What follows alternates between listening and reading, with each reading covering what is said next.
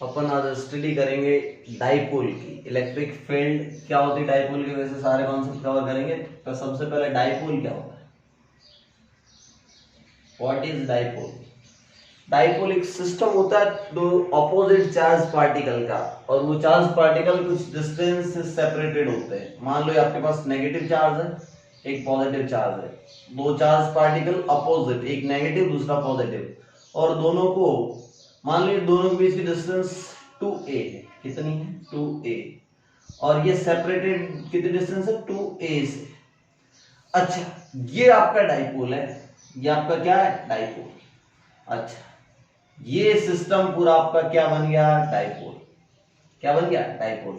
अच्छा, इसमें एक और चीज होती है डाइपोल मोमेंट, जिस वो वेक्टर क्वांटिटी है, उसे p से रिप्रेजेंट किया जाता है डाइपोल मोमेंट।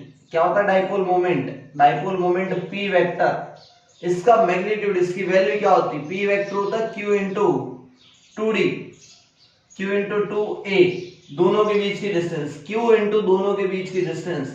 आपको 2a गिवन है, आपको d गिवन होती तो इंटू d करते, q into positive charge and दोनों के बीच की डिस्टेंस। ये होता है डाइपोल मोमेंट का मैग्नीट्यूड।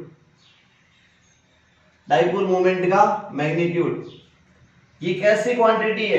Vector quantity. कैसी क्वांटिटी है? Vector quantity. अच्छा, ये वेक्टर क्वांटिटी है, वेक्टर क्वांटिटी थी, इसकी डायरेक्शन क्या होगी? तो direction simply negative to positive direction में होती है, negative charge to positive charge की डायरेक्शन में होती है। केमिस्ट्री में इसका उल्टा होता है, पॉजिटिव टू नेगेटिव, लेकिन फिजिक्स में नेगेटिव टू पॉजिटिव डायरेक्शन में इसकी डाइपोल मोमेंट की डायरेक्शन होती है। इसका मैग्नीट्यूड होता है पॉजिटिव चार्ज इनटू दोनों चार्ज के बीच की distance, positive charge into distance between two charges. अच्छा, ये आपका हो गया डाइपोल मोमेंट। अब मैं बात करता हूं कि डाइपोल, ये टू है बहुत स्मॉल डिस्टेंस होती है, ये टू है बहुत ही स्मॉल डिस्टेंस होती है। स्मॉल डिस्टेंस, कैसे डिस्टेंस? Small distance. स्मॉल कैसे? अभी आप समझोगे कि आपको फाइंड आउट करना electric field due to dipole. Electric field की वैल्यू कैलकुलेट करना electric field due to dipole. कैसे कैसे करेंगे? दो तीन case. Calculation of electric field, calculation of electric field due to dipole, electric field due to dipole, calculation of electric field due to dipole. अच्छा, इसमें मैं तीन केस लूंगा। First case, electric field due to dipole, electric field on axis, electric field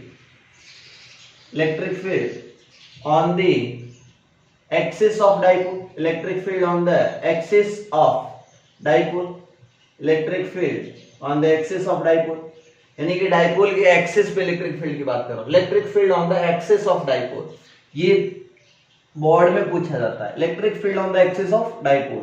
आपके पास ये रहा dipole, negative charge positive charge, दोनों के बीच की डिस्टेंस 2a। अच्छा, यहाँ पे डाइपोल का सेंटर होगा। इस सेंटर से, जनरली ये सेंटर से r डिस्टेंस पे, कितने डिस्टेंस पे? r डिस्टेंस पे एक पॉइंट p है। इस p पॉइंट पे इलेक्ट्रिक फील्ड कितनी होगी? या फिर कोई पॉइंट m है, जनरली p क्योंकि डाइपोल मोमेंट है, जनरली m पॉइंट पे इलेक्ट्रिक फील्ड की वैल्यू कितनी होगी? इस पॉइंट पे इलेक्ट्रिक फील्ड कितनी होगी? तो आपको पता है, इस पॉजिटिव चार्ज की वजह से कुछ इलेक्ट्रिक फील्ड होगी, इस नेगेटिव चार्ज की वजह से कुछ इलेक्ट्रिक फील्ड होगी। सोचो, पॉजिटिव चार्ज की वजह से इलेक्ट्रिक फील्ड अवे होगी और नेगेटिव चार्ज की वजह से इलेक्ट्रिक फील्ड टुवर्ड्स होगी। मतलब net electric field find out करनी है, तो em क्या लिखोगे? Electric field due to positive charge plus electric field due to negative charge. Yes और नो? यही तो नेट होगी। आप इस डायरेक्शन को पॉजिटिव मानोगे तो इस डायरेक्शन में नेगेटिव हो जाएगी, तो इसमें माइनस लिख लो, यहाँ फिर चार्ज पुट करा दो, तो ये हो जाएगा kq upon electric field point charge की वजह से होती क्या है? मान लो आपके पास ये q चार्ज है, इस q चार्ज की वजह से r डिस्टेंस पे इलेक्ट्रिक फील्ड क्या होती है? इलेक्ट्रिक फील्ड होती है simply kq upon r square. और अगर ये पॉजिटिव चार्ज है तो अवे फ्रॉम पॉजिटिव चार्ज, अगर ये नेगेटिव चार्ज होता तो टुवर्ड्स नेगेटिव चार्ज। यही तो होती है इलेक्ट्रिक फील्ड। अच्छा, तो पॉजिटिव चार्ज की वजह से क्या लिखोगे? kq upon r square. लेकिन ये q चार्ज, ये r कहां से? सेंटर से। तो Q चार्ज और इस पॉइंट के बीच की डिस्टेंस कितनी होगी, ये 2a है, तो ये कितनी होगी a, तो ये वाली हो जाएगी r माइनस a, क्योंकि टोटल r है, ये वाली a है, तो ये वाली कितनी हो जाएगी r माइनस a, तो ये हो जाएगा KQ r माइनस a का स्क्वायर, और ये वाला कितना हो जाएगा पूरा, ये r है तो ये a ऐड हो जाएगा, तो minus KQ upon r plus a का होल स्क्वायर। इसको सिंप्लीफाई करोगे KQ कॉमन आ गया, नीचे एलसीएम वगैरह लोगे तो नीचे एलसीएम आ जाएगा r square minus a square का whole square, a minus B a plus B 2 times हुआ, a minus B a plus B क्या होगा a square minus B square, ऐसा 2 टाइम्स हो रहा है तो स्क्वायर हो गया। ऊपर देखो ये इस साइड जाएगा, ये इस साइड जाएगा, r स्क्वायर a स्क्वायर सब कैंसिल आउट हो जाएगा, 2r 2 टाइम आ जाएगा तो ये हो जाएगा 4ra। अच्छा ये वैल्यू आई अपने पास, एक मिनट,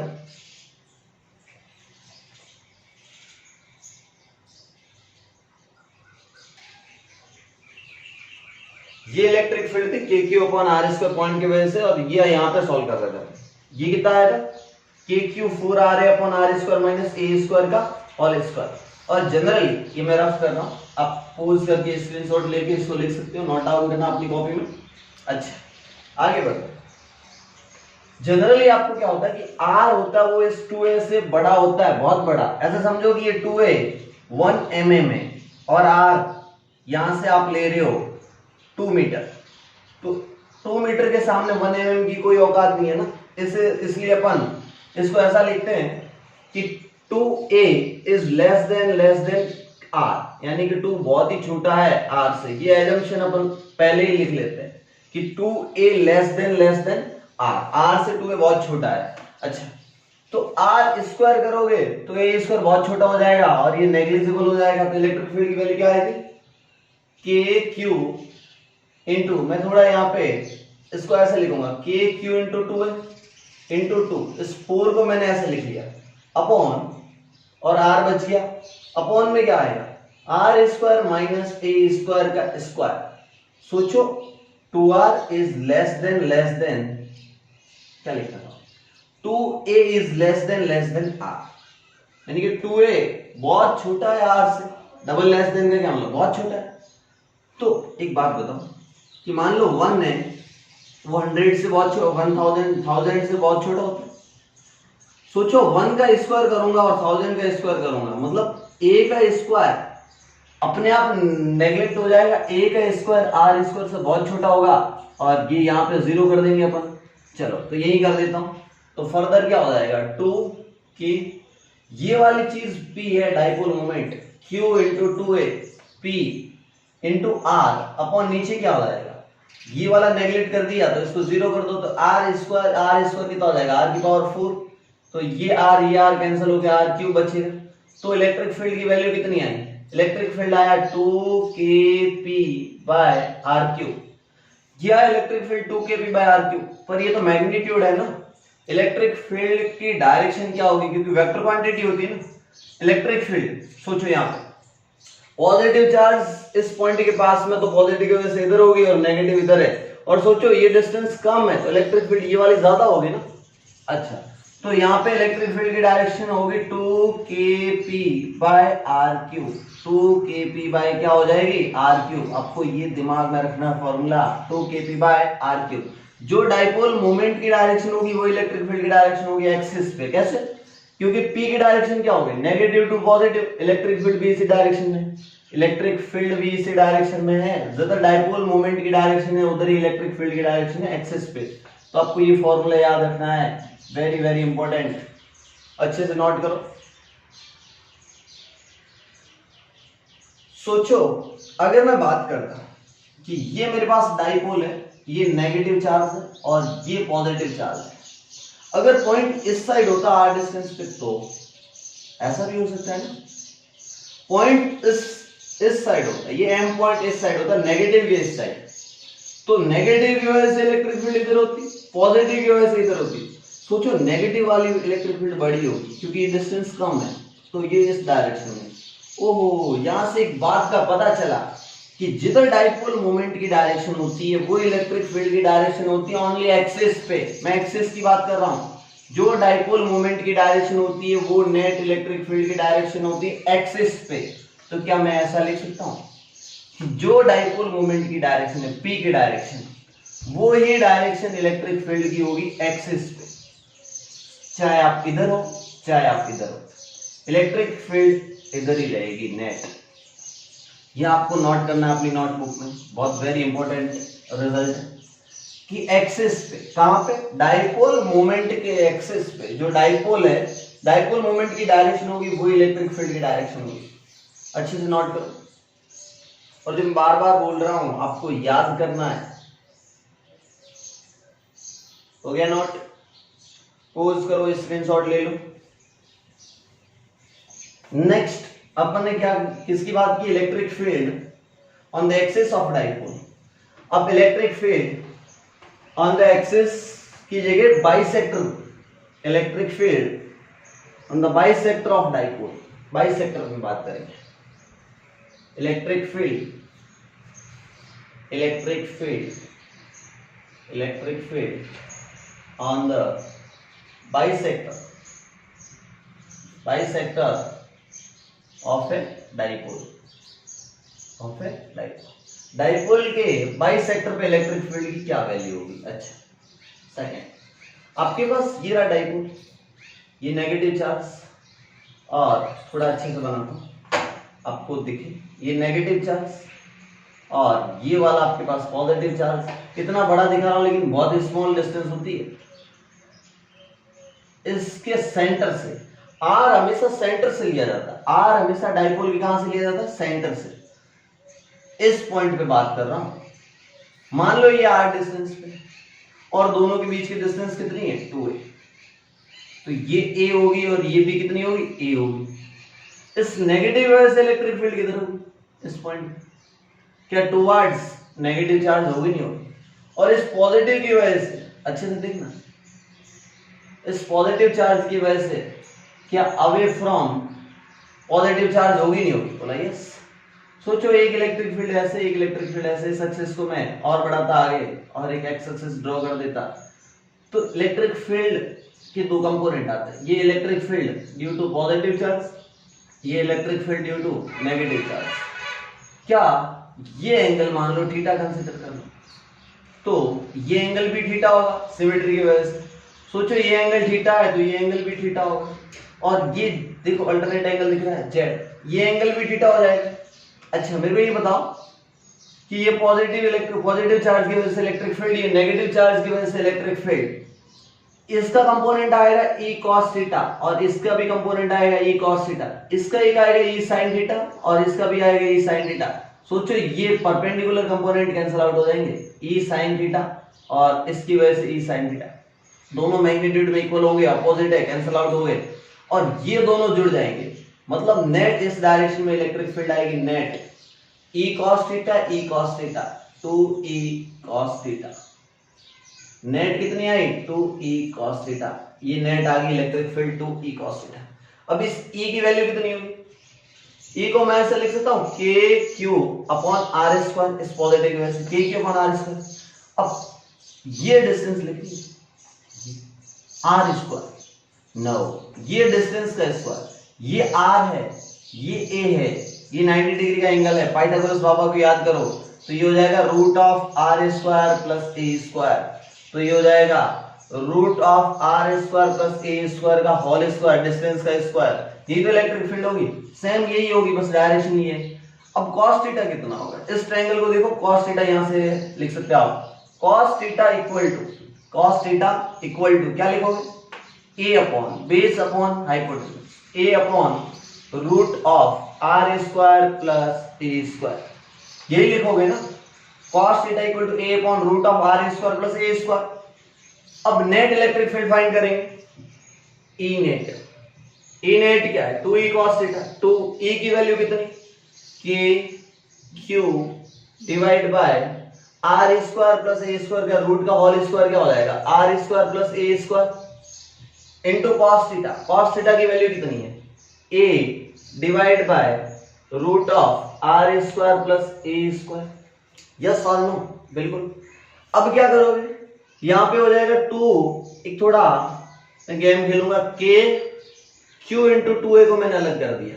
ऐसा क्यों कर रहा हूं आपको समझ में आ गया होगा। और नीचे क्या बन गया, R square plus A square, ये पावर 1 है और आर स्क्वायर ए की पावर 1/2 है, 1 प्लस 1/2 कितना हो जाएगा 3/2। अच्छा, आर स्क्वायर के सामने ए स्क्वायर की कोई औकात नहीं होगी, क्योंकि अपन ने पहले ही एज्यूम कर लिया कि 2a is very less than 2r। अच्छा, तो ये कितना हो जाएगा, kp divide by R square की होल पावर 3/2, क्योंकि ए स्क्वायर को तो मैंने नेग्लेक्ट कर दिया ना, 0 बना दिया। तो ये कितना बन जाएगा मेरे पास, kp divide by R cube की पावर 3, आर स्क्वायर की पावर 3/2 स्क्वायर, और ये 1/2 कैंसिल आउट हो गए, आर क्यूब बन जाएगा। क्या बन जाएगा, आर क्यूब बन जाएगा। तो ये इलेक्ट्रिक फील्ड की वैल्यू आई kp बाय आर क्यूब। अच्छा, पिछले केस में क्या आए थे 2kp बाय आर क्यूब, इस केस में कितनी आई kp बाय आर क्यूब। लेकिन सर डायरेक्शन बताओ, क्योंकि इलेक्ट्रिक फील्ड वेक्टर क्वांटिटी है। अच्छा, डायरेक्शन सोचो, डाइपोल मोमेंट की डायरेक्शन ये थी नेगेटिव टू पॉजिटिव, और electric field opposite, just opposite. तो क्या मैं यहाँ पे माइनस साइन लगा दूं और इस पे लगा दूं वेक्टर। क्या मैं माइनस साइन आपको दिख रहा है, ये नेगेटिव साइन ये बता रहा है कि डाइपोल मोमेंट की डायरेक्शन के जस्ट अपोजिट है।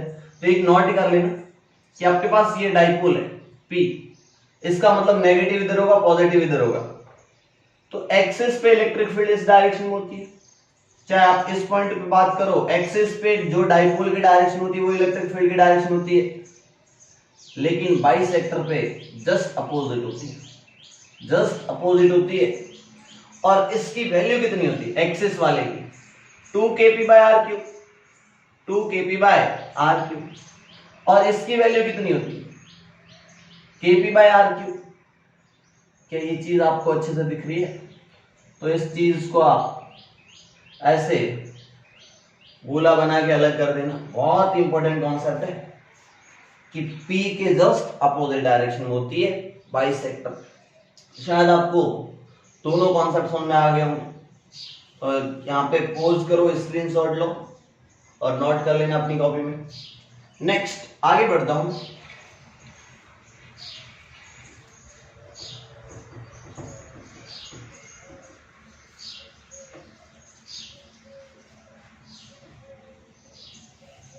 Electric field at the general point, at the general point of a dipole, of a dipole. General point पे इलेक्ट्रिक फील्ड की क्या वैल्यू होगी? जनरल पॉइंट का क्या मतलब, कोई भी पॉइंट, एक्सिस बाइसेक्टर जरूरी नहीं है, कोई भी पॉइंट हो सकता है। आपके पास ये रहा डाइपोल नेगेटिव चार्ज, ये रहा पॉजिटिव चार्ज, और ये अपने बोर्ड के सिलेबस में नहीं, पहले दोनों बोर्ड के सिलेबस में तो इंपॉर्टेंट प्रूफ उनका देख लेना। सोचो जनरल पॉइंट का मतलब क्या, किसी भी एंगल पे हो सकता है, ना एक्सिस पे हो ना बाइसेक्टर पे हो। और ये वाले डिस्टेंस r सेंटर से, ये 2a again less than r। इस पॉइंट पे इलेक्ट्रिक फील्ड की क्या वैल्यू होगी? मान लो ये एंगल थीटा मेजर कर रहा है, डाइपोल मोमेंट की डायरेक्शन ये होगी, उससे थीटा एंगल पे इस पॉइंट पे इलेक्ट्रिक फील्ड की वैल्यू क्या होगी? ये क्वेश्चन है। अब कैसे फाइंड आउट करोगे? सोचो P इधर है। एक बात बताता हूं, इसको मैं इजी ट्रिक बताता हूं। एक तो आप क्या करो, यहां से ऐसे लिखो और यहां से ऐसे, ये आपको R पता है, ये एंगल पता है, ये आपको A पता है। आप इसको R1 लिख लो, इसको R2 लिख लो। आप R1 R2 easily find out कर सकते हो। आपको ट्रायंगल याद हो, देखो मैं एक गेम सिखाता हूं। ये एंगल 90 डिग्री है, ये वाली वैल्यू आपको पता, ये वाली वैल्यू कितनी है 90 डिग्री।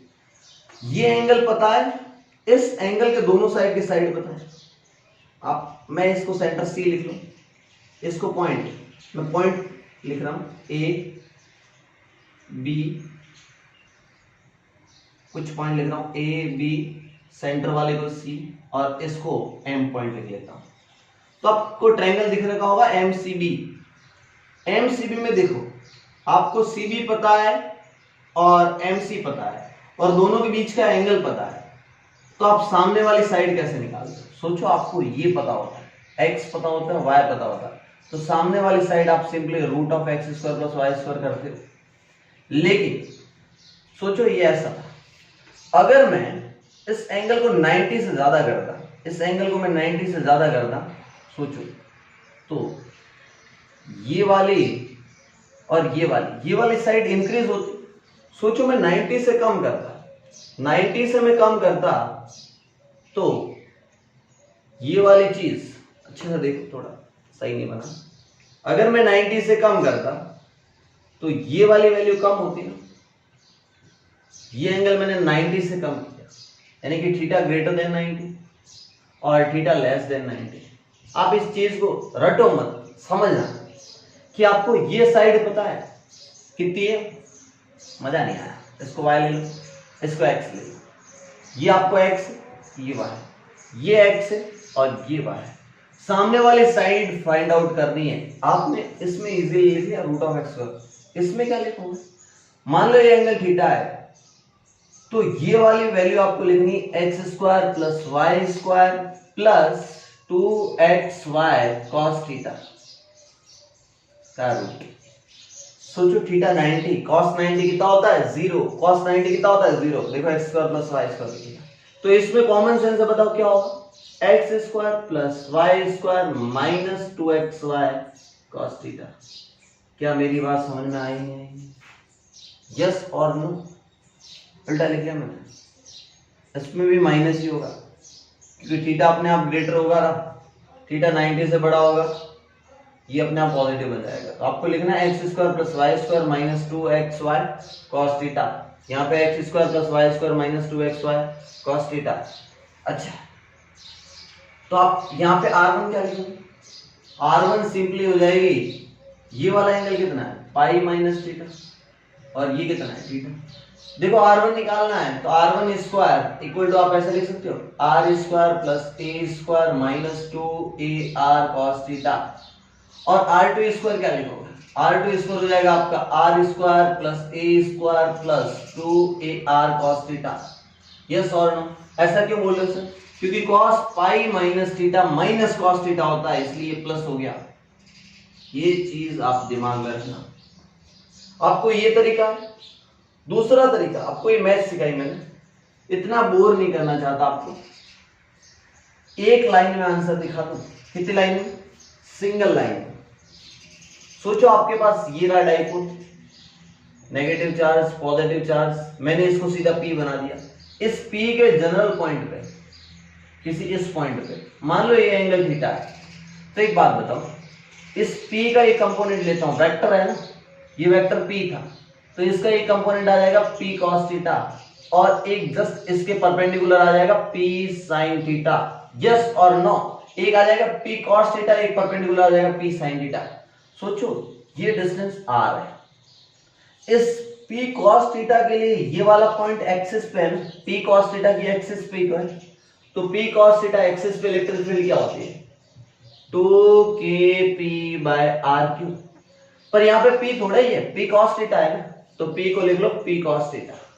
अच्छा, ये वाला परपेंडिकुलर है बाइसेक्टर पे, देखो ये वाला पॉइंट इसके बाइसेक्टर पे, तो इलेक्ट्रिक फील्ड जस्ट इसके अपोजिट डायरेक्शन में होगी, मतलब ऐसे इलेक्ट्रिक फील्ड जस्ट ऐसे होगी, और उसकी वैल्यू कितनी होगी, इलेक्ट्रिक फील्ड की वैल्यू होगी kp/r³, kp/r³। लेकिन P थोड़ा ही है, P sin थीटा है ना, तो P की जगह क्या लिख लो P sin थीटा। ओहो, एक इलेक्ट्रिक फील्ड ऐसे मिल गई, एक इलेक्ट्रिक फील्ड ऐसे मिल गई, तो इन दोनों का नेट किधर मिलेगा? सोचो, एक इलेक्ट्रिक फील्ड ऐसे, एक इलेक्ट्रिक फील्ड ऐसे, और दोनों के बीच का नेट कुछ यूं मिलेगा, ई नेट। सोचो ये एंगल मान लो अल्फा है, ये एंगल कितना है अल्फा, तो ई नेट क्या होगा? ई नेट होगा सिंपली रूट ऑफ, ये वाला कितना है 2kp cos θ/r³, इसका होल स्क्वायर प्लस इसका स्क्वायर प्लस इसका स्क्वायर का रूट ही तो होगा ना, kp sin θ/r³ का स्क्वायर। क्या आपको दोनों में kp/r³ दिख रहा है? तो kp/r³ आर क्यूब का स्क्वायर है, रूट से बाहर आ गया, अंदर क्या बचा 4 कॉस स्क्वायर थीटा और साइन स्क्वायर थीटा। सोचो cos square theta plus sign square theta कितना होता है 1, तो आपके पास ये वैल्यू मिल गई KP by R cube root of 1 plus 3 cos square theta. समझना, एक cos square theta sine square theta 1 बना दिया, तो पीछे कितना बचा 3 कॉस स्क्वायर थीटा, तो 1 प्लस 3 कॉस स्क्वायर थीटा। ये इलेक्ट्रिक फील्ड होती है जनरल पॉइंट पे। सर इसकी डायरेक्शन क्या होगी? इसकी डायरेक्शन यूं कुछ मींस इस हॉरिजॉन्टल से P से कितनी होगी, एक तो थीटा एंगल, और ये देखो इस लाइन P कुछ यूं होगा, तो ये कितना है थीटा, तो थीटा प्लस अल्फा। तो डायरेक्शन क्या होगी? डायरेक्शन होगी थीटा प्लस अल्फा। अब अल्फा कैसे फाइंड आउट करोगे? थीटा आपको गिवन है, अल्फा कैसे फाइंड आउट करोगे? अल्फा फाइंड आउट करना है आपको, देखो इस ट्रायंगल को अच्छे से देखो, ये वाला EY है क्या, यहाँ पे मैं रख दूं, और ये आपको पता है, ये आपको पता, तो क्या एंगल अल्फा बता दोगे? बिल्कुल। क्या मैं ऐसा लिख सकता हूं tan alpha equal to KP sin theta by R cube upon 2KP cos theta by R cube. देखो KP by R cube cancel out, sin theta बटा cos थीटा कितना होता है tan theta, so tan alpha simply क्या हो गया tan theta by 2। याद रखना है tan अल्फा क्या बन गया tan थीटा बाय 2, तो सिंपली अल्फा क्या लिख लोगे थीटा प्लस अल्फा लिख लोगे tan inverse tan theta by 2। Yes और नो? देखो यहां से अल्फा क्या आ जाएगा tan inverse tan theta by 2, तो डायरेक्शन आ जाएगी theta plus tan inverse tan theta by 2। ये रिजल्ट आपको याद रखना है, KP by R cube root 1 plus 3 cos square theta. याद रखोगे ना?